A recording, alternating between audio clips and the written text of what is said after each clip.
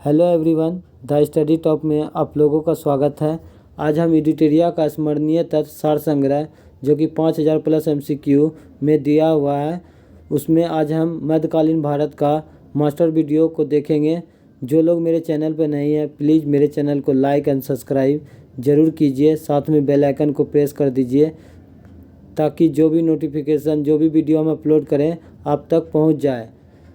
आज का हम आप लोग को एक छोटा सा टारगेट दे रहे हैं। मुझे कुछ भी नहीं चाहिए, आप मुझे प्यार देना चाहते हैं तो सिर्फ एक लाइक मुझे चाहिए और टोटल मुझे 100 इस वीडियो पर लाइक आप लोग दे दीजिए ताकि नेक्स्ट वीडियो हम अपलोड करेंगे ऊर्जा के साथ।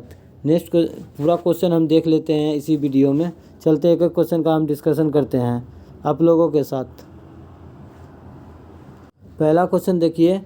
पहला क्वेश्चन दिया हुआ है कि गजनी साम्राज्य के संस्थापक कौन था? तलपतगिन। गजनी साम्राज्य के संस्थापक कौन थे? तलपतगिन। नेक्स्ट है कि मोहम्मद गजनबी सुल्तान का उपाधि धारण करने वाला पहला शासक था। मोहम्मद गजनबी सुल्तान का उपाधि धारण करने वाला पहला शासक था। नेक्स्ट क्वेश्चन है कि मोहम्मद गजनबी के दरबार में अलबरूनी, फिरदौसी, फारूकी एवं उत्तबी रहते थे। मोहम्मद गजनबी के दरबार में अलबरूनी, फिरदौसी और फारूकी रहते थे। अलबरूनी के द्वारा लिखा गया पुस्तक किताब उल हिंद तहकीक हिंद जो कि अरबी भाषा में लिखा गया था, 11वीं शताब्दी में मोहम्मद गजनबी के दरबार में आया हुआ था। नेक्स्ट क्वेश्चन है कि गजनी ने भारत पर 17 बार आक्रमण किया था। गजनी ने भारत पर कितना बार आक्रमण किया था? 17 बार। नेक्स्ट क्वेश्चन है इसने पहला आक्रमण 1000 ईस्वी में और अंतिम आक्रमण 1027 ईस्वी में किया था। इसने भारत पर पहला आक्रमण 1000 ईस्वी में और अंतिम आक्रमण 1027 में किया था। नेक्स्ट क्वेश्चन देखते हैं। नेक्स्ट क्वेश्चन देखिए कि 1025 ईस्वी में सोमनाथ मंदिर पर आक्रमण किया था। कौन? तो मोहम्मद गजनबी ने 1025 ईस्वी में सोमनाथ मंदिर पर आक्रमण किया था। नेक्स्ट क्वेश्चन है कि मोहम्मद गौरी ने भारत पर पहला आक्रमण किया था तो 1175 ईस्वी। मोहम्मद गौरी ने भारत पर पहला आक्रमण किया था तो 1175 में। नेक्स्ट क्वेश्चन है और मोहम्मद गौरी ने दूसरा आक्रमण 1178 ईस्वी में पाटन गुजरात पर किया था और इस समय वहाँ का शासक कौन था? तो भीम द्वितीय था। जब मोहम्मद गौरी गुजरात के पाटन पर आक्रमण किया था 1178 में तो वहाँ का शासक था भीम द्वितीय। देख लेते हैं अब युद्ध है और वर्ष को देखते हैं। तो तराइन का प्रथम युद्ध 1191 ईस्वी में मोहम्मद गौरी और पृथ्वीराज चौहान के बीच हुआ था जिसमें पृथ्वीराज चौहान का विजय हुआ था। तराइन का प्रथम लड़ाई 1191 ईस्वी में मोहम्मद गौरी और पृथ्वीराज चौहान के बीच में हुआ था जिसमें गौरी का विजय हुआ पृथ्वीराज चौहान का विजय हुआ था। नेक्स्ट देखते हैं तराइन का द्वितीय लड़ाई 1192 ईस्वी में गौरी और पृथ्वीराज चौहान का विजय के बीच हुआ था जिसमें गौरी का इस बार विजय हुआ था। तराइन का द्वितीय लड़ाई 1192 में जो है कि मोहम्मद गौरी और पृथ्वीराज चौहान के बीच में हुआ था जिसमें गौरी का विजय हुआ था। नेक्स्ट है चंदावर का युद्ध 1194। चंदावर का युद्ध 1194 जिसमें गौरी और जयचंद के बीच युद्ध हुआ था और गौरी ने विजय प्राप्त किया था। नेक्स्ट क्वेश्चन देखते हैं। नेक्स्ट देखिए अभिलेख और शासक। यहाँ से एक क्वेश्चन पूछा जाता है, आप लोग ध्यान में रखिएगा। हाथी गुम्फा अभिलेख कलिंग राजा खारवेल। हाथी गुम्फा अभिलेख कलिंग राजा खारवेल जो कि चेदी वंश का था और ये महामेघवाहन वंश भी कहा जाता है। नेक्स्ट है कि जूनागढ़ अभिलेख रुद्रदमन। जूनागढ़ अभिलेख रुद्रदमन। एहोल अभिलेख पुलिकेशिन द्वितीय। एहोल अभिलेख पुलिकेशिन द्वितीय। मंदसौर अभिलेख मालवा नरेश यशोवर्मन। मंदसौर अभिलेख मालवा नरेश यशोवर्मन। नेक्स्ट है नासिक अभिलेख गौतमी बलश्री। नासिक अभिलेख गौतमी बलश्री। और भित्रीय स्तंभलेख समुद्रगुप्त। भित्रीय स्तंभलेख समुद्रगुप्त। नेक्स्ट क्वेश्चन देखते हैं। नेक्स्ट है आपका गुलाम वंश के संस्थापक कुतुबुद्दीन ऐबक। गुलाम वंश को मामलुक वंश के नाम से भी जाना जाता है। तो गुलाम वंश के संस्थापक कुतुबुद्दीन ऐबक के समय की राजधानी कहाँ था? तो लाहौर। ऐबक का राजधानी कहाँ था? लाहौर। कुतुब मीनार का नींव ऐबक ने डाली थी। कुतुब मीनार की नींव ऐबक ने डाली थी। नेक्स्ट है कुतुब मीनार का पूर्ण रूप से निर्माण इल्तुतमिश ने करवाया था। कुतुब मीनार का पूर्ण रूप से निर्माण किसने कराया था? तो इल्तुतमिश ने करवाया था। कुतुबुद्दीन ऐबक को लाख बख्श कहा जाता है जिसे लाखों का दान देने वाला कहा जाता है। कुतुबुद्दीन ऐबक को लाख बख्श कहा जाता है, लाखों का दान देने वाला। नेक्स्ट है क्वेश्चन कि कुतुबुद्दीन ऐबक ने अजमेर में 2.5 दिन का झोपड़ा का निर्माण करवाया और दिल्ली में कुतुब उल इस्लाम मस्जिद का निर्माण करवाया था। अजमेर में 2.5 दिन का झोपड़ा और दिल्ली में कुतुब उल इस्लाम मस्जिद का निर्माण कुतुबुद्दीन ऐबक ने करवाया था। नेक्स्ट क्वेश्चन देखते हैं। नेक्स्ट क्वेश्चन है कि बख्तियार खिलजी ऐबक के सेना नायक था जिसने नालंदा विश्वविद्यालय को ध्वस्त करवाया था। बख्तियार खिलजी जो है नालंदा विश्वविद्यालय को ध्वस्त करवाया था। नेक्स्ट है इल्तुतमिश ऐबक का गुलाम एवं दामाद था तथा ऐबक की मृत्यु के समय यह बदायूं का शासक था। इल्तुतमिश जो है ऐबक की मृत्यु के समय कहाँ का शासक था? बदायूं का शासक था। नेक्स्ट है क्वेश्चन, इल्तुतमिश ने अपनी राजधानी लाहौर से दिल्ली को हस्तांतरित किया था। और ये जो इल्तुतमिश जो है इक्तादारी व्यवस्था भी इल्तुतमिश ही चालू किया था। नेक्स्ट है आपका इल्तुतमिश पहला शासक था जिसने सुल्तान के पद की फिर से क्वेश्चन पढ़ देते एक बार कि इल्तुतमिश पहला शासक था जिसने सुल्तान पद की वैधानिक स्वीकृति बगदाद के खलीफा से प्राप्त किया था। इल्तुतमिश पहला शासक था जिसने सुल्तान का पद की वैधानिक स्वीकृति बगदाद के खलीफा से प्राप्त था। नेक्स्ट है इल्तुतमिश ने सबसे पहले शुद्ध अरबी सिक्का को जारी किया था। शुद्ध अरबी सिक्का इल्तुतमिश के द्वारा चलाया गया था। नेक्स्ट है तुर्कान चहलगानी का नाम का संगठन किया था किसने? इल्तुतमिश ने किया था। तुर्कान चहलगानी नामक संगठन बनाया था इल्तुतमिश और इसे बलबन ने समाप्त कर दिया था। इक्तादारी व्यवस्था प्रणाली की शुरुआत इल्तुतमिश ने किया था। इक्तादारी व्यवस्था प्रणाली की शुरुआत इल्तुतमिश ने किया था। नेक्स्ट है इल्तुतमिश द्वारा किए गए संगठन तुर्कान चहलगानी का विनाश किसने किया था? विनाश बलबन ने किया था। और तुर्कान चहलगानी का गठन किसने किया था? तो इल्तुतमिश ने किया था। नेक्स्ट क्वेश्चन देखते हैं। नेक्स्ट क्वेश्चन देखिए, नेक्स्ट क्वेश्चन है कि इसके राज दरबार में सिजदार पापोश प्रथा की शुरुआत किया था। बलबन ने जो है सिजदार पापोश प्रथा का शुरुआत किया था। इसने अपनी विरोधियों के प्रति लोह रक्त का नीति अपनाया था। कौन? तो बलबन ने अपनाया था लोह रक्त का नीति। नेक्स्ट है क्वेश्चन, नासिरुद्दीन मोहम्मद ने बलबन को उलुग खा का उपाधि दिया था। नासिरुद्दीन मोहम्मद ने बलबन को उलुग खा का उपाधि दी थी। नेक्स्ट है नासिरुद्दीन महमूद एकमात्र सुल्तान था जिसने टोपी सीकर अपना जीवन यापन करता था। नासिरुद्दीन महमूद था जो एकमात्र सुल्तान था जो कि टोपी सीकर अपना जीवन यापन करता था। नेक्स्ट क्वेश्चन है, अब हम लोग खिलजी वंश से देख लेते हैं क्वेश्चन। खिलजी वंश के संस्थापक जलालुद्दीन फिरोज खिलजी था।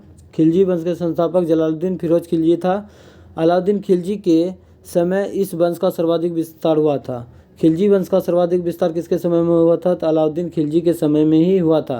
नेक्स्ट, अलाउद्दीन खिलजी ने पहली बार सैनिकों को नगद वेतन देने की प्रथा शुरू की और साथ में अस्थायी सेना की नींव रखी थी। अलाउद्दीन खिलजी ने पहली बार सैनिकों को नगद वेतन देने की प्रथा शुरू की और साथ में अस्थायी सेना की नींव रखी थी। नेक्स्ट है, अलाउद्दीन खिलजी ने घोड़ा दागने और सैनिकों को हुलिया लिखने की प्रथा की शुरुआत की थी। अलाउद्दीन खिलजी ने घोड़े दागने तथा सैनिकों के हुलिया लिखने की प्रथा की शुरुआत की थी। किसने? अलाउद्दीन खिलजी ने। नेक्स्ट क्वेश्चन देखते हैं। नेक्स्ट देखिए कि अलाउद्दीन खिलजी ने मूल नियंत्रण प्रणाली प्रथा की शुरुआत किया था। अलाउद्दीन खिलजी ने मूल नियंत्रण प्रणाली प्रथा की शुरुआत की थी। नेक्स्ट है, अलाउद्दीन खिलजी ने शेरी का किला, अलाई दरवाज़ा और 1000 खंबा महल का निर्माण करवाया था।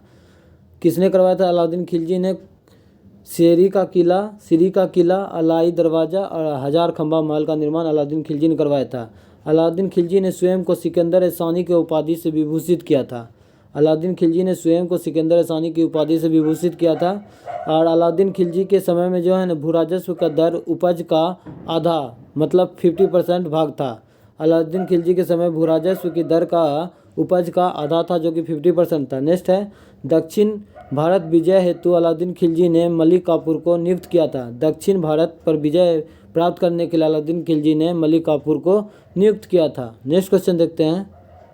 नेक्स्ट क्वेश्चन है कि अलाउद्दीन खिलजी की मृत्यु के पश्चात कुतुबुद्दीन मुबारक खिलजी ने दिल्ली के सिंहासन पर बैठा था। तो अलाउद्दीन खिलजी की मृत्यु के पश्चात कुतुबुद्दीन मुबारक खिलजी ने दिल्ली के सिंहासन पर बैठा। नेक्स्ट है, मुबारक खिलजी को नग्न स्त्री पुरुष की संगत पसंद थी। मुबारक खिलजी को नग्न स्त्री एवं पुरुष की संगत पसंद थी। नेक्स्ट क्वेश्चन देखते हैं। नेक्स्ट है आपका तुगलक वंश। तुगलक वंश से देख लेते हैं। तुगलक वंश के संस्थापक गयासुद्दीन तुगलक। तुगलक वंश के संस्थापक गयासुद्दीन तुगलक। गयासुद्दीन तुगलक का उत्तराधिकारी मोहम्मद बिन तुगलक। गयासुद्दीन तुगलक का उत्तराधिकारी मोहम्मद बिन तुगलक। नेक्स्ट है देखिए, नेक्स्ट है कि मोहम्मद बिन तुगलक मध्यकालीन सभी सुल्तानों में सबसे योग्य, शिक्षित और विद्वान था। मोहम्मद बिन तुगलक मध्यकालीन सभी सुल्तानों में सबसे योग्य, शिक्षित और विद्वान था। नेक्स्ट है, मोहम्मद बिन तुगलक को स्वप्नशील, पागल, रक्त पिपासु भी कहा जाता था। मोहम्मद बिन तुगलक को स्वप्नशील, पागल, रक्त पिपासु भी कहा जाता था। मोहम्मद बिन तुगलक ने कृषि क्षेत्र के विकास हेतु अमीर कोही विभाग की स्थापना किया था। मोहम्मद बिन तुगलक ने कृषि क्षेत्र के विकास के हेतु अमीर कोही विभाग का स्थापना किया था। नेक्स्ट है क्वेश्चन, मोहम्मद बिन तुगलक ने अपनी राजधानी दिल्ली से हस्तांतरित कर देवगिरी स्थापित की तथा इसका नाम दौलताबाद रखा। मोहम्मद बिन तुगलक ने अपनी राजधानी दिल्ली से हस्तांतरित कर देवगिरी स्थापित की और इसका नाम दौलताबाद रखा। नेक्स्ट है कि सर्वप्रथम सांकेतिक मुद्रा का प्रचलन मोहम्मद बिन तुगलक के समय में ही हुआ था। सर्वप्रथम सांकेतिक मुद्रा का प्रचलन जो है मोहम्मद बिन तुगलक द्वारा करवाया गया था। नेक्स्ट है, सर एडवर्थ थॉमसन ने मोहम्मद बिन तुगलक को प्रिंस ऑफ मनियर्स कहकर पुकारा था। सर एडवर्थ थॉमसन ने मोहम्मद बिन तुगलक को प्रिंस ऑफ मनियर्स कहकर पुकारा। नेक्स्ट है कि मोहम्मद बिन तुगलक के काल में मोरक्को यात्री इब्न बतूता भारत आया था। मोहम्मद बिन तुगलक के शासनकाल में मोरक्को यात्री इब्न बतूता भारत आया था। नेक्स्ट है, इसने जैन धर्म के प्रसिद्ध संत जैन प्रभु सूरी को सम्मानित किया था। इसने जैन धर्म के प्रसिद्ध संत जीन प्रभु सूरी को सम्मानित किया था। और मोहम्मद बिन तुगलक जो है इब्न बतूता को दिल्ली का काजी नियुक्त किया था। कब? तो 1342 ईस्वी में और 1333 ईस्वी में भारत आया था मोरक्को यात्री। इसने अपनी पुस्तक रहीला लिखा था। नेक्स्ट क्वेश्चन देखते हैं, ब्राह्मणों पर जजिया कर लागू करने वाला पहला मुसलमान था फिरोज तुगलक। ब्राह्मणों पर जजिया कर लगाने वाला पहला मुसलमान शासक कौन था? तो फिरोज तुगलक। नेक्स्ट है, सल्तनत काल में उधार दिए गए धन का हिसाब रखने वाले व्यक्ति को मजमू आदार कहा जाता था। मजमू आदार कहा जाता था। नेक्स्ट क्वेश्चन देखते हैं, जिनको भी लग रहा है कि हम वीडियो में धीरे बोल रहे हैं आप प्लीज़ स्पीड करके देख सकते हैं। नेक्स्ट क्वेश्चन है आपका कि दीवान अर्ज विभाग की स्थापना किसने किया था? तो बलबन के द्वारा। दीवान अर्ज विभाग की स्थापना बलबन के द्वारा। दीवान मुस्तखराज अलाउद्दीन खिलजी। दीवान मुस्तखराज अलाउद्दीन खिलजी। दीवान कोही जो कि कृषि विभाग था मोहम्मद बिन तुगलक के द्वारा। और दीवान खैरात फिरोज तुगलक। दीवान खैरात फिरोज शाह तुगलक के द्वारा। दीवान बंदरगाह फिरोज शाह तुगलक द्वारा। दीवान बंदरगाह फिरोज शाह तुगलक और दीवान इंतहाक फिरोज शाह तुगलक के द्वारा किया गया था। नेक्स्ट देखते हैं, नेक्स्ट है आपका कि सैयद वंश के संस्थापक कौन था? तो खिरिज खां। सैयद वंश के संस्थापक खिरिज खां। इसने रैयत ए आला की उपाधि धारण किया था। खिरिज खां जो है रैयत ए आला की उपाधि धारण की थी। नेक्स्ट है, लोधी वंश के संस्थापक बहलोल लोधी। लोधी वंश के संस्थापक बहलोल लोधी। नेक्स्ट है कि 1504 ईस्वी में आगरा शहर की स्थापना सिकंदर लोधी ने किया था। 1504 ईस्वी में आगरा शहर की स्थापना किसने की थी? तो सिकंदर लोधी ने किया था। नेक्स्ट है, सिकंदर लोधी ने मुसलमानों को तजिया निकालने एवं मुस्लिम महिलाओं को मजार पर जाने से प्रतिबंध किया था। सिकंदर लोधी ने मुसलमानों को तजिया निकालने एवं मुस्लिम महिलाओं को मजार पर जाने से प्रतिबंधित किया था। नेक्स्ट है, सिकंदर लोधी जो है ना गुलरुखी शीर्षक से फारसी कविता की रचना किया था। गुलरुखी शीर्षक से फारसी कविता की रचना की थी। नेक्स्ट क्वेश्चन है, नेक्स्ट है आपका कि सल्तनत काल में अंतर्राष्ट्रीय बंदरगाह के रूप में प्रसिद्ध था देवल। VVI क्वेश्चन है, सल्तनत काल में अंतर्राष्ट्रीय बंदरगाह के रूप में प्रसिद्ध था तो देवल। अब हम लोग विजयनगर साम्राज्य से देख लेते हैं। विजयनगर साम्राज्य की स्थापना 1336 ईस्वी में हरियर और बुक्का ने दो भाइयों ने किया था। इसमें 4 वंश ने शासन किया था, संगम, सुलूब, तुलुब और अराबिडू। नेक्स्ट देखते हैं हम लोग, विजयनगर साम्राज्य के संस्थापक था हरियर और बुक्का ने। और नेक्स्ट है, विजयनगर की राजधानी कहाँ था? हम्पी। दूसरा बेल्लारी था जो कि कर्नाटक में पड़ता है। विजयनगर की राजधानी हम्पी, पहली राजधानी हम्पी, दूसरा बेल्लारी कर्नाटक में पड़ता है। नेक्स्ट है, इस वंश के शासक ने बुक्का प्रथम ने देव मार्ग प्रतिष्ठान को उपाधि धारण किया था। मतलब इस वंश के शासक जो है बुक्का प्रथम ने देव मार्ग प्रतिष्ठान की उपाधि धारण किया था। नेक्स्ट है, देवराय प्रथम के शासनकाल में इटली यात्री निकोलो कोंटी विजयनगर की यात्रा पाया था। देवराय प्रथम के शासनकाल में इटली यात्री निकोलो कोंटी विजयनगर की यात्रा पाया था। नेक्स्ट है, देवराय द्वितीय के शासनकाल में फारसी राजदूत अब्दुल रजाक विजयनगर की यात्रा पर आया था। देवराय द्वितीय के शासनकाल में फारसी राजदूत अब्दुल रजाक विजयनगर की यात्रा पर आए थे। नेक्स्ट क्वेश्चन देखते हैं। नेक्स्ट क्वेश्चन देखिए, देवराय द्वितीय को गजबेटकर की संज्ञा दिया गया था। देवराय द्वितीय को गजबेटकर की संज्ञा दी गई थी। नेक्स्ट है, कृष्ण देवराय के शासनकाल में पुर्तगाली यात्री डोमिगोस पायस विजयनगर की यात्रा पाया था? कृष्णदेवराय के शासनकाल में पुर्तगाली यात्री डोमिगोस पायस विजयनगर की यात्रा पाया था। नेक्स्ट है, कृष्णदेवराय के शासनकाल में पुर्तगाली यात्री बारबोसा विजयनगर की यात्रा पाया था। कृष्णदेवराय के शासनकाल में पुर्तगाली यात्री बारबोसा विजयनगर आया था। नेक्स्ट है कि अच्युत राय के शासनकाल में पुर्तगाली यात्री नुनीज विजयनगर की यात्रा पाया था। अच्युत राय के शासनकाल में पुर्तगाली यात्री नुनीज विजयनगर आया था। नेक्स्ट है कि मुगल शासक बाबर ने अपनी आत्मकथा में कृष्णदेवराय को भारत का सबसे शक्तिशाली शासक बताया था। बाबर की आत्मकथा क्या था? तुज़के बाबरी, जो कि तुर्की भाषा में लिखा गया था। मुगल शासक बाबर ने अपनी आत्मकथा तुज़के बाबरी में कृष्णदेवराय को भारत का सबसे शक्तिशाली शासक बताया था। नेक्स्ट क्वेश्चन देखते हैं। नेक्स्ट क्वेश्चन देखिए, नेक्स्ट क्वेश्चन है आपका कि कृष्णदेवराय के दरबार में तेलुगु साहित्य के प्रसिद्ध कवि रहते थे जिसे अष्टदिग्गज कहा जाता था। कृष्णदेवराय के द्वारा 2 पुस्तक लिखा गया था। अमुक्तमाल्या वो तेलुगु भाषा में था और दूसरा था संस्कृत भाषा में जेम्बाजी कल्याणम की रचना किया था कृष्णदेवराय ने ही। नेक्स्ट है कि विजयनगर साम्राज्य का पतन का कारण क्या था? तो तालीकोटा युद्ध था, जो कि 23 जनवरी 1565 ईस्वी को हुआ था, जिसको राक्षस तंगरी युद्ध या बनहट्टी का युद्ध के नाम से भी जाना जाता है। विजयनगर साम्राज्य के पतन का कारण क्या था? तो तालीकोटा युद्ध, जो कि 23 जनवरी 1565 ईस्वी को हुआ था, जिसे राक्षस तंगरी युद्ध या बनहट्टी का युद्ध के नाम से भी जाना जाता है। नेक्स्ट क्वेश्चन देखते हैं। नेक्स्ट क्वेश्चन हम लोग देख लेते हैं मुगल वंश के संस्थापक बाबर, जिसका जन्म 14 फरवरी 1483 ईस्वी को हुआ था,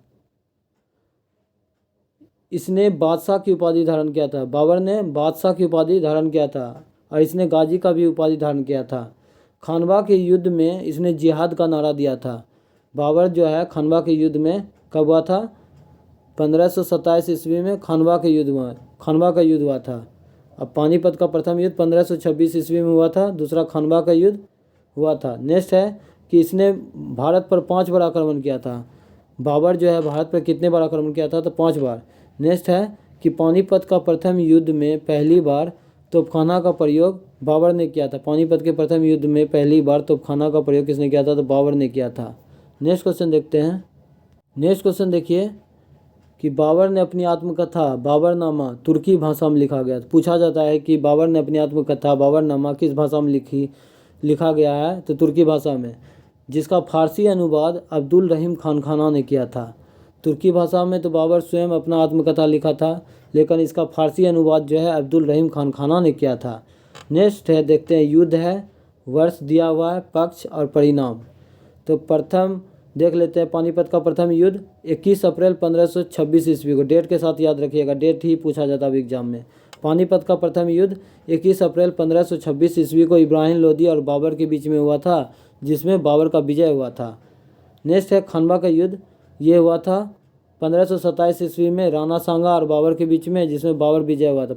खानवा का युद्ध 1527 राणा सांगा और बाबर के बीच में हुआ था, जिसमें बाबर का विजय हुआ था। नेक्स्ट है चंदेरी का युद्ध 1528 ईस्वी में मेदिनी राय और बाबर के बीच में हुआ था, जिसमें बाबर का विजय हुआ था। चंदेरी का युद्ध 1528 ईस्वी में मेदिनी राय और बाबर के बीच में हुआ था, जिसमें बाबर का विजय हुआ था। नेक्स्ट क्वेश्चन देखते हैं। नेक्स्ट है घाघरा का युद्ध 1529 ईस्वी में अफगान और बाबर के बीच में हुआ था, जिसमें बाबर ही विजय हुआ था। चारों युद्ध में बाबर का ही विजय हुआ था। नेक्स्ट देख लेते हैं बाबर का उत्तराधिकारी हिमायू। बाबर का उत्तराधिकारी हिमायू, इसने 1533 ईस्वी में दीनपनाह नगर की स्थापना किया था। हिमायू जी ने 1533 ईस्वी में दीनपनाह नगर की स्थापना किया था। नेक्स्ट क्वेश्चन देखते हैं। नेक्स्ट है, देखिए कि यह ज्योतिष में विश्वास रखता था। हिमायू जो है ज्योतिष में विश्वास रखता था। ये 7 दिन में 7 कपड़ा पहनते थे।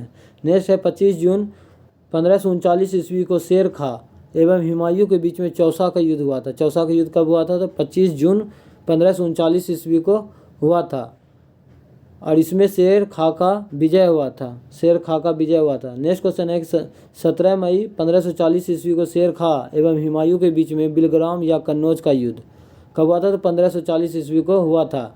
इस युद्ध में भी शेर खां का ही विजय हुआ था।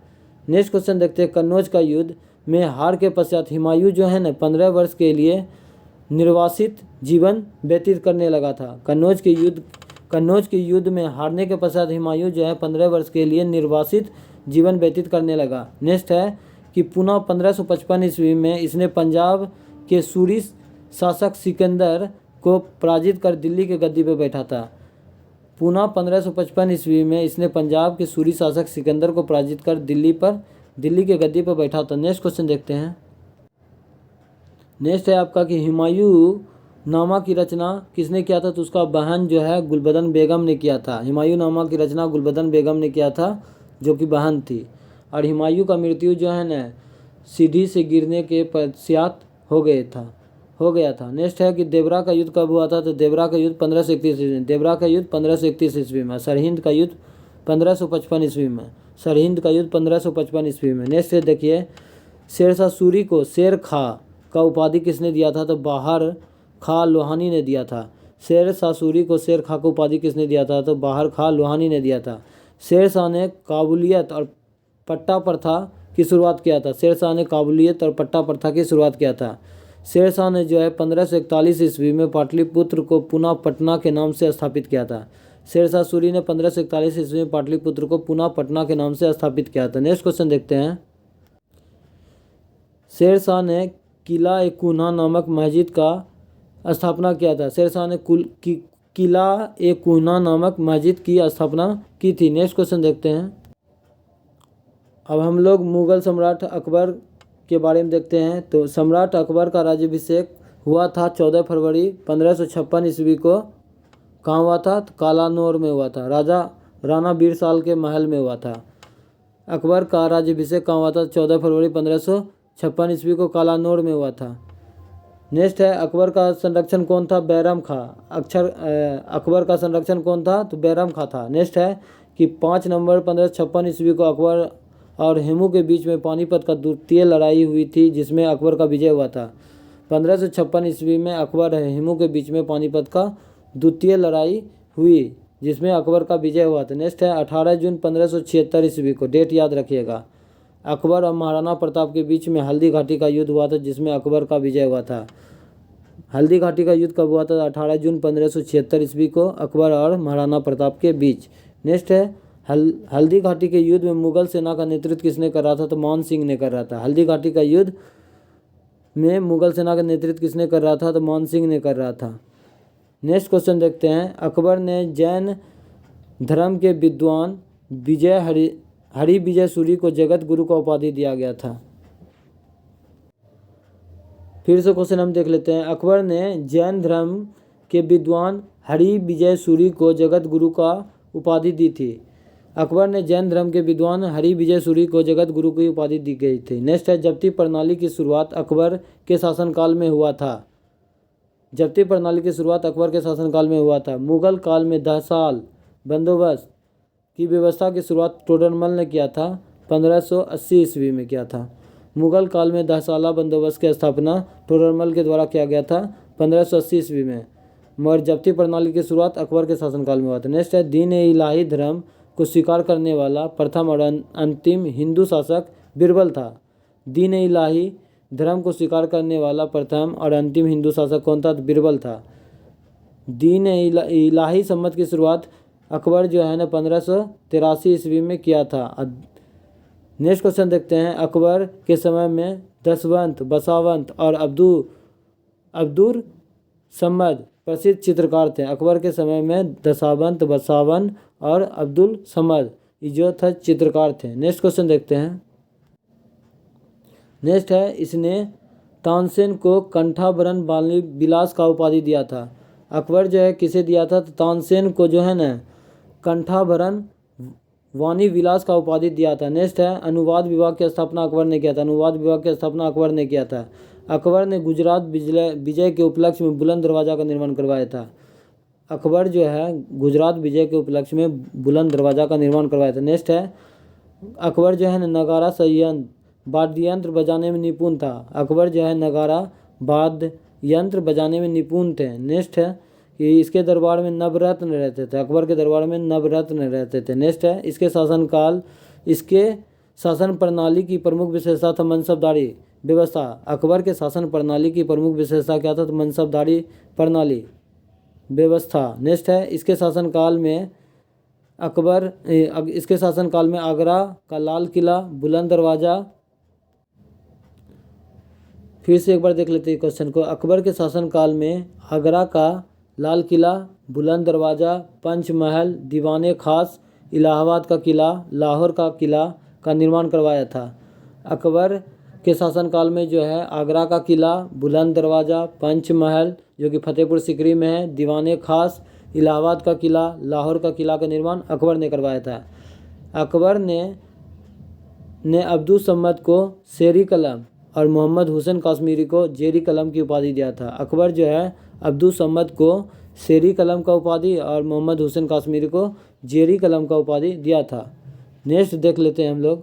नेक्स्ट देखिए कि अकबर द्वारा किए गए महत्वपूर्ण कार्य और वर्ष। तो दास प्रथा का अंत कब किया था? 1562 ईस्वी में। दास प्रथा का अंत अकबर कब किया था? 1562 में। तीर्थ यात्रा की समाप्ति 1563। तीर्थ यात्रा की समाप्ति 1563। जज्जा कर की समाप्ति 1564 ईस्वी में। फतेहपुर सीकरी की स्थापना 1571 ईस्वी। फतेहपुर सीकरी की स्थापना 1571 ईस्वी में। इबादत खाना की स्थापना 1575 ईस्वी में। इबादत खाना की स्थापना 1575 ईस्वी में। मजहर की घोषणा 1579 ईस्वी को। मजहर की घोषणा 1579 ईस्वी को। दीन इलाही की स्थापना 1582। दीन इलाही की स्थापना 1582 है। और अगर इलाही सम्मत की शुरुआत पूछेगा तो 1583 ईस्वी में। दीन इलाही की स्थापना बोलेगा तो 1582 और इलाही सम्मत की शुरुआत तो 1583 ईस्वी में। ये क्वेश्चन ध्यान में रखिएगा। नेक्स्ट देखते हैं। अब हम लोग वैष्णव संत द्वारा स्थापित मत को देख लेते हैं। तो विशिष्टाद्वैतवाद रामानुजाचार्य, विशिष्टाद्वैतवाद रामानुजाचार्य, द्वैतवाद मध्वाचार्य और शुद्धाद्वैतवाद विष्णु स्वामी। शुद्धाद्वैतवाद विष्णु स्वामी और द्वैताद्वैतवाद का निम्नकाचार्य। द्वैताद्वैतवाद निम्नकाचार्य। ये क्वेश्चन यहाँ से पूछा जाता है, आप लोग ध्यान में रखिएगा। रामानुजाचार्य का संबंध श्री संप्रदाय से। रामानुजाचार्य का संबंध श्री संप्रदाय से। माधवाचार्य का ब्रह्मा संप्रदाय से। ब्रह्मा संप्रदाय से माधवाचार्य का संबंध है। रुद्र संप्रदाय से विष्णु स्वामी का। रुद्र संप्रदाय से विष्णु स्वामी का। और सनकादि संप्रदाय से है निम्नकाचार्य का। नेक्स्ट क्वेश्चन देखते हैं। नेक्स्ट देखिए प्राचीन मंदिर और उसके निर्माणकर्ता। एक तरफ मंदिर दिया हुआ है और निर्माणकर्ता दिया हुआ है। कोणार्क का सूर्य मंदिर का निर्माण नरसिंह देव प्रथम ने करवाया था। कोणार्क के सूर्य मंदिर का निर्माण नरसिंह देव प्रथम ने करवाया था। कांची के कैलाश मंदिर का निर्माण नरसिंह वर्मन द्वितीय ने करवाया था। कांची का कैलाश मंदिर का निर्माण नरसिंह वर्मन द्वितीय। मल्लापुरम का तट मंदिर का निर्माण नरसिंह वर्मन द्वितीय ने करवाया था। मल्लापुरम के तट मंदिर का निर्माण नरसिंह वर्मन द्वितीय ने करवाया था। नेक्स्ट है एलोरा का कैलाश मंदिर का निर्माण जो कि राष्ट्रकूट शासक कृष्ण प्रथम ने करवाया था। एलोरा के कैलाश मंदिर का निर्माण राष्ट्रकूट शासक कृष्ण प्रथम ने करवाया था। अब पुरी का जगन्नाथ मंदिर का निर्माण चोल शासक गंगदेव ने करवाया था। पुरी का जगन्नाथ मंदिर का निर्माण चोल शासक गंगदेव ने करवाया था। नेक्स्ट क्वेश्चन देखते हैं। नेक्स्ट है ओडिशा का लिंगराज मंदिर जो कि भुवनेश्वर में पड़ता है, ययाति केसरी के द्वारा किया गया था। उड़ीसा का लिंगराज मंदिर ययाति केसरी के द्वारा बनाया गया था। नेक्स्ट क्वेश्चन देखते हैं। अब हम लोग जहांगीर से देख लेते हैं। न्याय का जंजीर के रूप में जाना जाता है जहांगीर को। न्याय का जंजीर के नाम से जहांगीर को जाना जाता है। जहांगीर के बड़े पुत्र खुसरो ने गुरु अर्जुन देव की सहायता से जहांगीर के खिलाफ विद्रोह किया था। जहांगीर के बड़े पुत्र खुसरो ने गुरु अर्जुन देव की सहायता से जहांगीर के खिलाफ विद्रोह किया था। नेक्स्ट है खुसरो की सहायता करने के कारण जहांगीर ने गुरु अर्जुन देव को फांसी का सजा दे दिया था। खुसरो की सहायता करने के कारण जहांगीर ने गुरु अर्जुन देव जो कि 5वां गुरु था इसको फांसी का सजा दे दिया गया था। नेक्स्ट है इसी के शासनकाल में मुगल चित्रकार अपने चरमो उत्कर्ष पर था। मतलब जहांगीर के शासनकाल में मुगल चित्रकला चरमो उत्कर्ष पर था। मगर एक क्वेश्चन पूछा जाता है कि चित्रकला का शुरुआत किस समय में हुआ था, तो वो हुमायूं के समय में हुआ था। और चरमो उत्कर्ष पूछेगा तो जहांगीर के समय में हुआ था। नेक्स्ट क्वेश्चन देखते हैं। नेक्स्ट क्वेश्चन देखिए कि इसके मतलब जहांगीर के दरबार में रहने वाले प्रमुख चित्रकार कौन था, तो उस्ताद मंसूर, अब्दुल हसन, विशन दास और मोहम्मद मुराद। इसके दरबार में प्रमुख चित्रकार उस्ताद मंसूर जो कि पक्षी का चित्रकार था, अब्दुल हसन जो बैलगाड़ी का चित्रण किया था, और विशन दास और मोहम्मद मुराद थे। ये सब प्रमुख चित्रकार थे। पूछा जाता है क्वेश्चन यहाँ से कि इनमें से कौन सा जहांगीर के दरबार का चित्रकार नहीं था, ऐसे करके क्वेश्चन पूछ लिया जाता है।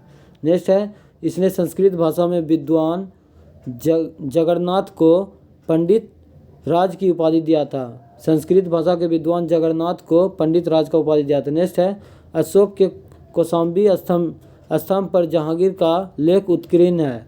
अशोक के कौशाम्बी स्तंभ पर जहांगीर का लेख उत्कीर्ण है। नेक्स्ट है कि जहांगीर के शासनकाल में कैप्टन हॉकिंस और सर टॉमस रो भारत आया था। जहांगीर के शासनकाल में कैप्टन हॉकिंस और सर टॉमस रो भारत आया था। जहांगीर से मिलने के लिए सर टॉमस रो कहाँ आया था, तो भारत में अजमेर में मिला था। नेक्स्ट है कि जहांगीर के मकबरे का निर्माण किसने कराया था, नूरजहाँ ने। जहांगीर के मकबरा का निर्माण नूरजहाँ ने करवाया था। नेक्स्ट क्वेश्चन देखते हैं। नेक्स्ट क्वेश्चन देखिए कि इमाद उद्दौला का मकबरा का निर्माण नूरजहाँ ने करवाया था। कहाँ कराया था, आगरा में करवाया था। इमाद उद्दौला का मकबरा का निर्माण नूरजहाँ ने करवाया था। नूरजहाँ का वास्तविक नाम मेरुनिसा। नूरजहाँ का वास्तविक नाम क्या था, मेरुनिसा। अब हम लोग शाहजहाँ से क्वेश्चन को देख लेते हैं।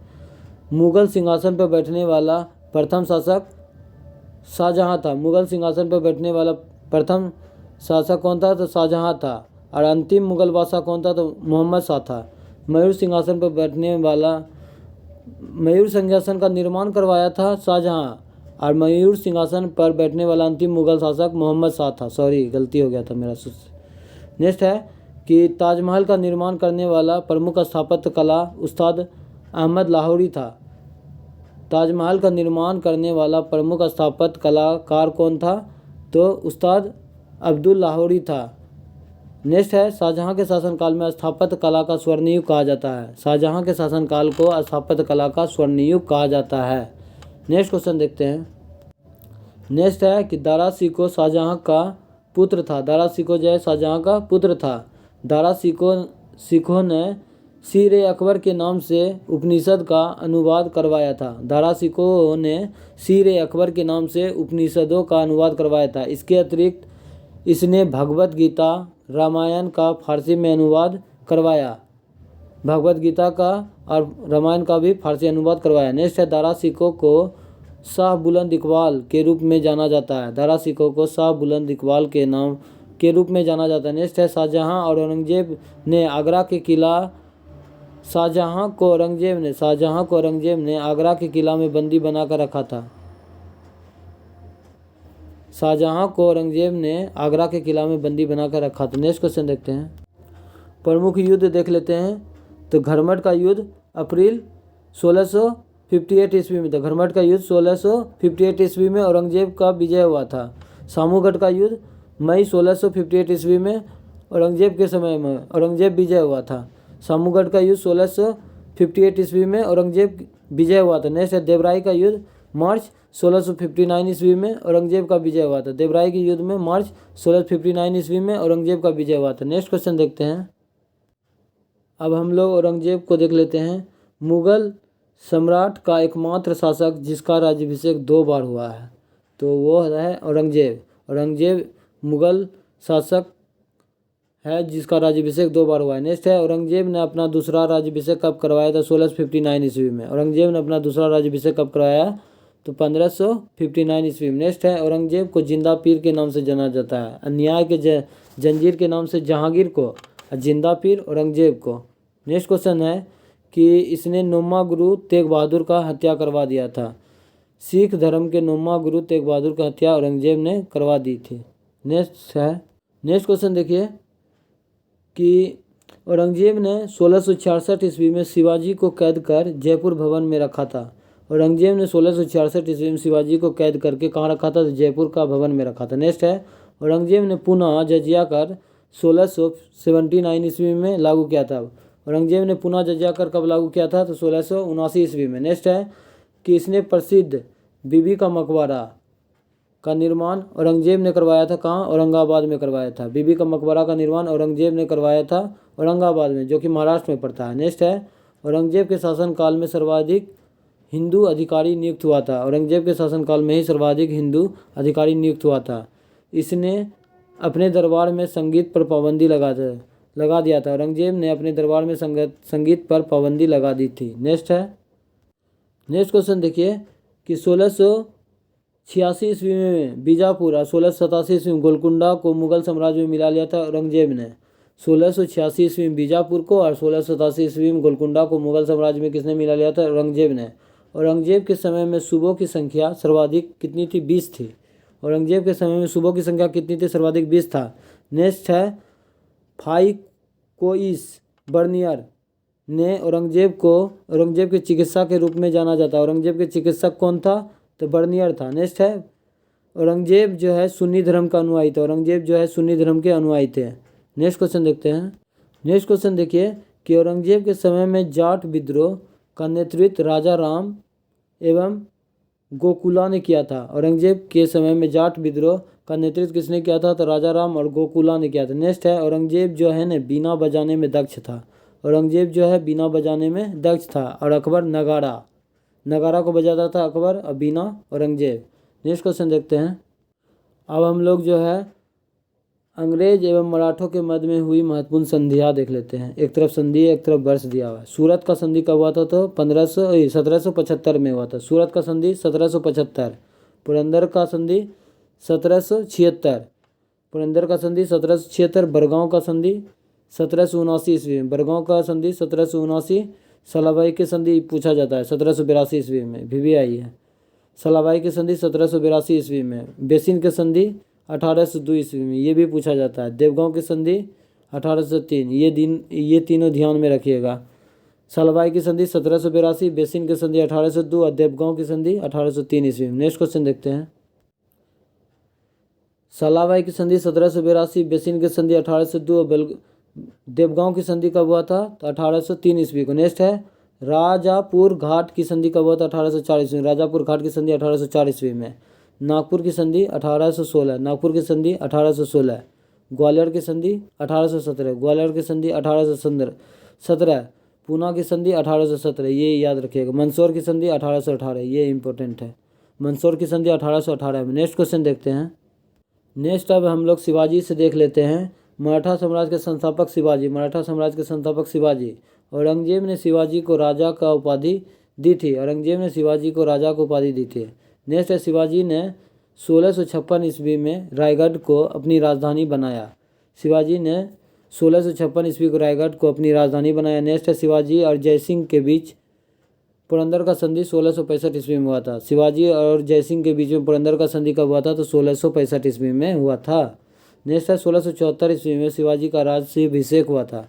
1674 ईस्वी में शिवाजी का राज्याभिषेक हुआ था। नेक्स्ट है शिवाजी के मंत्रिमंडल को अष्टप्रधान कहा जाता था और अष्टदिग्गज कृष्ण देव राय के दरबारी कवि को कहा जाता था अष्टदिग्गज, और शिवाजी के मंत्रिमंडल को अष्टप्रधान कहा जाता था। कन्फ्यूजन जहाँ होगा हम बता देंगे आप लोगों को। नेक्स्ट क्वेश्चन देखते हैं। नेक्स्ट क्वेश्चन है कि शिवाजी का मृत्यु कब हुआ था? तो 1680 ईस्वी में। शिवाजी की मृत्यु 1680 ईस्वी में। भगवत गीता पर भवार्थ दीपिका नाम का टीका लिखा था ज्ञानेश्वर ने। भगवत गीता पर भवार्थ दीपिका नामक टीका किसने लिखा था? ज्ञानेश्वर ने। नेक्स्ट है रामायण टीका किसने लिखा था? तो एकनाथ। आप लोग कमेंट में बताइए कि महाराष्ट्र का अभी वर्तमान में मुख्यमंत्री कौन है? रामायण टीका किसने लिखा था? एकनाथ। नेक्स्ट है शिवाजी का उत्तराधिकारी कौन था? तो संभाजी। शिवाजी का उत्तराधिकारी संभाजी। नेक्स्ट है दिल्ली पर आक्रमण करने वाला प्रथम पेशवा बाजीराव प्रथम था। दिल्ली पर आक्रमण करने वाला प्रथम पेशवा बाजीराव प्रथम था। नेक्स्ट है अंतिम मराठा पेशवा कौन था? बाजीराव द्वितीय। अंतिम मराठा पेशवा बाजीराव द्वितीय। नेक्स्ट क्वेश्चन देखते हैं। नेक्स्ट क्वेश्चन देखिए। खेरा का युद्ध 1707 ईस्वी में साहू और ताराबाई के बीच में हुआ था। ये बीपीएससी क्वेश्चन पूछा था। खेरा का युद्ध 1707 ईस्वी में साहू और ताराबाई के मध्य में हुआ था। पाल खेरा 1728 ईस्वी में बाजीराव प्रथम और निजामुल मुल्क के बीच में हुआ था। पाल खेरा का युद्ध 1728 ईस्वी में बाजीराव प्रथम और निजामुल मुल्क के मध्य में हुआ था। नेक्स्ट है आप देख लेते हैं हम लोग। प्रथम आंग्ल मराठा युद्ध 1775 से 82 में हुआ था और सलाबाई संधि के तहत समाप्त हुआ था। ये पूछा जाता है, क्वेश्चन भी आई है।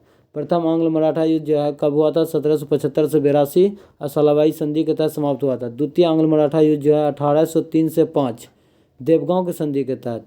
देवगांव का संधि कब हुआ था? तो 1803 ईस्वी में हुआ था। ऐसे भी याद रख सकते हैं। द्वितीय आंग्ल मराठा युद्ध 1803 से 5 देवगांव की संधि के तहत, और तृतीय आंग्ल मराठा युद्ध जो है 1817 से 19 के बीच में हुआ था। पेशवा पद का समाप्त हो गया था। तृतीय आंग्ल मराठा युद्ध पेशवाई पद की समाप्ति हुआ था 1817 से 1819 तक हुआ था। नेक्स्ट क्वेश्चन देखते हैं। नेक्स्ट है कि मोडी लिपि का प्रयोग मराठों द्वारा किया गया था। मोडी लिपि का प्रयोग मराठों द्वारा किया गया था, VVI है। नेक्स्ट है पानीपत की तीसरी युद्ध कब हुआ था? तो 1761 ईस्वी में हुआ था। फिर से क्वेश्चन देख लेते हैं एक बार कि पानीपत का तीसरा युद्ध कब हुआ था? तो 1761 ईस्वी में मराठा और अहमद शाह अब्दाली के मध्य में हुआ था। पानीपत का तीसरा युद्ध 1761 ईस्वी में मराठा और अहमद शाह अब्दाली के मध्य में हुआ था। नेक्स्ट है मुगल साम्राज्य में चौथ और सरदेशमुखी क्या था? तो करों का एक प्रकार था। मुगल सम्राट में चौथ और सरदेशमुखी क्या था? तो करों का एक प्रकार था। नेक्स्ट है मराठा के नियंत्रण वाले क्षेत्र को क्या कहा जाता था? स्वराज क्षेत्र कहा जाता था। मराठा के नियंत्रण वाले क्षेत्र को स्वराज क्षेत्र कहा जाता था। नेक्स्ट है कि मराठा साम्राज्य में पेशवा पद संबंधित था प्रधानमंत्री से। मराठा साम्राज्य में पेशवा पद संबंधित था प्रधानमंत्री से। नेक्स्ट क्वेश्चन देख लेते हैं। ये क्वेश्चन ना जाने कितनी बार पूछ चुका है। मराठा साम्राज्य में विदेश मंत्री कौन था? सुमंत था। मराठा साम्राज्य में विदेश मंत्री कौन था? तो सुमंत था। अब हम लोग देख लेते हैं स्वतंत्र राज्य एवं उसके संस्थापक। तो अवध का संस्थापक कौन था? शहादत खां। अवध का संस्थापक शहादत खां। अब बंगाल का मुर्शिद कुली खां। बंगाल के संस्थापक मुर्शिद कुली खां। और कर्नाटक का सादतुल्ला खां। हैदराबाद का चैन कुलीज खां या निजामुल मुल्क। हैदराबाद का चैन कुलीज खान या निजामुल मुल्क। और भरतपुर का था चूड़ामन बदन सिंह। भरतपुर का चूड़ामन और बदन सिंह। नेक्स्ट क्वेश्चन देखते हैं। उत्तर मुगल काल मराठों में किसे शाह बेखबर के नाम से जाना जाता है? तो बहादुर शाह को। उत्तर मुगल काल में सम्राटों के किसे शाह बेखबर के नाम से जाना जाता है? तो बहादुर शाह को। नेक्स्ट है लम्फट मूर्ख के नाम से जाना जाता है जहांदार शाह को। लम्फट मूर्ख जहांदार शाह। घृणित कायर के नाम से जाना जाता है फ़रोख्सियर को। घृणित कायर के नाम से फ़रोख्सियर को। रंगीला बादशाह के नाम से मोहम्मद शाह। VVI है। रंगीला बादशाह मोहम्मद शाह को। मुगल कालीन इतिहास में किसे किंग मेकर के रूप में जाना जाता है? सैयद बंधु को। हुसैन अली खां और अब्दुल्ला खां को। मुगल कालीन इतिहास में किसे किंग मेकर के रूप में जाना जाता है? तो सैयद बंधु, हुसैन अली खां और अब्दुल्ला खां को। नेक्स्ट क्वेश्चन देखते हैं। नेक्स्ट क्वेश्चन है देखिए कि नादिर शाह ने दिल्ली पर आक्रमण कब किया था? तो 1739 ईस्वी में मोहम्मद शाह के शासनकाल में। नादिर शाह जो है दिल्ली पर आक्रमण कब किया था? तो 1739 ईस्वी मोहम्मद शाह के शासनकाल में। मयूर सिंहासन पर बैठने वाला अंतिम मुगल शासक मोहम्मद शाह था। मयूर सिंहासन पर बैठने वाला अंतिम मुगल शासक मोहम्मद शाह था। नेक्स्ट क्वेश्चन है अहमद शाह अब्दाली ने भारत पर आक्रमण किया था 8 बार किया था। अहमद शाह अब्दाली 8 बार। नेक्स्ट है अंतिम मुगल सम्राट कौन था? तो बहादुर शाह जफर द्वितीय। अंतिम मुगल बादशाह कौन था? बहादुर शाह जफर द्वितीय। नेक्स्ट है 1857 के क्रांति में शामिल होने के कारण अंग्रेज द्वारा बहादुर शाह जफर को निर्वासित किया गया था कहाँ? तो रेंगून, जो कि बर्मा में पड़ता है। 1857 ईस्वी में 1857 की क्रांति में शामिल होने के कारण और अंग्रेज़ों द्वारा बहादुर शाह जफर को निर्वासित किया गया था रंगून में। 1857 की क्रांति में शामिल होने के कारण अंग्रेज़ों द्वारा बहादुर शाह जफर को निर्वासित कहाँ किया गया था? तो रंगून में। नेक्स्ट क्वेश्चन देखते हैं। अब हम लोग जो है उत्तर मुगल काल का शासक का समय देख लेते हैं। बहादुर शाह का था 1707 से 1712। बहादुर शाह का 1707 से 1712। जहांदार शाह का 1712 से 1713। जहांदार शाह का 1712 से 1713। फ़रोख्सियर का 1713 से 1719। फ़रोख्सियर का 1713 से 1719। मोहम्मद शाह का 1719 से 1748। मोहम्मद शाह को रंगीला बादशाह कहा जाता है 1719 से 1748। अहमद शाह को 1748 से 1754। अहमद शाह को 1748 से 1754। आलमगीर द्वितीय को 1754 से 1759। आलमगीर को 1754 से 1759। क्रम लगाने के लिए दे दिया जाता है इसमें। बहादुर शाह, फिर उसके बाद जहांदार शाह, फिर फ़रोख्सियर, फिर मोहम्मद शाह, फिर अहमद शाह, फिर आलमगीर द्वितीय, फिर शाह आलम द्वितीय, फिर अकबर द्वितीय। देख लेते हैं आगे हम कौन कौन सा और शासक है। मोहम्मद शाह, अहमद शाह, आलमगीर द्वितीय, शाह आलम द्वितीय, अकबर द्वितीय, बहादुर शाह जफर द्वितीय। मोहम्मद शाह का शासनकाल देख लेते हैं 1719 से 1748। मोहम्मद शाह के 1719 से 1748। अहमद शाह अब्दाली का, अहमद शाह का 1748 से 1754। आलमगीर द्वितीय का 1754 से 1759। आलमगीर का 1754 से 1759। शाह आलम द्वितीय का 1759 से 1806। अकबर द्वितीय का 1806 से 1837। और बहादुर शाह जफर का 1837 से 1857। आज मेरा मतलब क्या मध्यकालीन भारत समाप्त हो गया वीडियो। आप लोग कमेंट करके ज़रूर बताइए कि मेरे द्वारा दिया गया कंटेंट इसमें कैसा लगा। और आप लोग के लिए इतना मेहनत करते हैं और मेरा भी एग्ज़ाम है बिहार एसएससी सचिवालय सहायक का, फिर भी आप लोगों के लिए हम वीडियो अपलोड करते हैं ताकि आप लोग का भी हेल्प हो। प्लीज़ भाई के लिए तो एक लाइक तो बनता है ना। प्लीज़ जो लोग मेरे चैनल पे नहीं है प्लीज़ मेरे चैनल को लाइक और सब्सक्राइब आप लोग कर दें। और नेक्स्ट वीडियो हम आधुनिक भारत का अपलोड करेंगे मास्टर वीडियो। और प्राचीन भारत का हम अपलोड कर दिए हैं, जो लोग मेरे चैनल पे नहीं हैं जाके प्लेलिस्ट में देख सकते हैं। आज के वीडियो में इतना ही। जय हिंद, जय भारत।